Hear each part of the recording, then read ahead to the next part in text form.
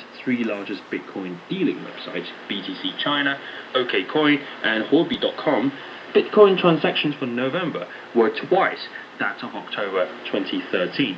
Yi Gan, Deputy Governor of China's central bank, said that Bitcoin is an interesting and inspirational development, and added that he will personally focus on the virtual currency's future. But he also said that the People's Bank of China will not allow Bitcoin to be used as a legitimate currency in the short term. So for more on Bitcoin, Zhang Chongguan talked to Professor Liu Baochan, Director of the Center for International Business Ethics at the University of International Business and Economics. Digital currencies are not strangers to us. We have QQ coins in China, we have Facebook credits, and we have Linden dollars. But Bitcoin has not attracted wide attention until it witnessed a drastic increase in value in recent years. First of all, how would you describe Bitcoin to our listeners, and how do you look at the initial goal of creating the Bitcoin? Well, it is a peer-to-peer payment system created by a number of netizens. Started in 2009, and now it's gaining increasing popularity.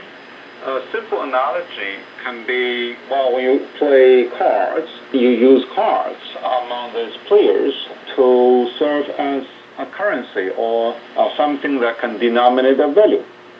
So there's no central authority to mint this currency, and if you register and participate in the address and follow the rules created by a Japanese guy who is using his pseudonym, and then you're part of the Bitcoin game. So what do you think that make Bitcoin different from other digital currencies? Yeah, other currencies, the most familiar one to Chinese people is Alipay, and these are all considered to be virtual money, but all the rest are really backed up by real money in the end when real transaction takes place. So it involves a third party that can secure the value of it, and independent party to ensure that people will eventually actively pay the deal. But this Bitcoin is totally different. I should say it should be considered to be a virtual community currency created by equal peer when they are following the rules. Now its trading appears to be a valuable currency and receiving attention even by the U.S. government. We understand that conventional currencies like the renminbi or the U.S. dollars can only work when everyone trusts in the value that these currencies retain for future transactions.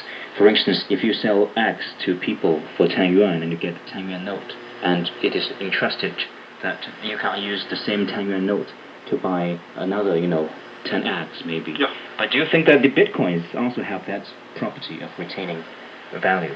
Or do you think that it might turn out to be a massive Ponzi scheme and likely to be fraudulent?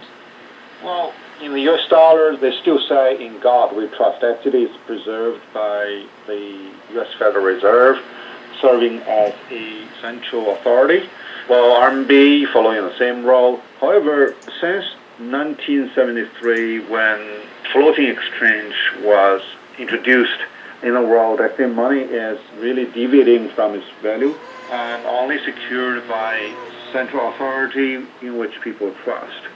But now, with the virtual world, well, stepping into the life of individuals who are very much connected with the internet, they found that, they need something that can really facilitate their exchange and transactions. So therefore, virtual money are created. But if you see the development of the payment mechanism, when credit card was created, how come a plastic card can serve as a value? So that was backed up by the credit card company. So the protocol was the banks. And banks are regulated by the government. So this is the simple logic. But now this Bitcoin is really a trust system among the peers or the miners.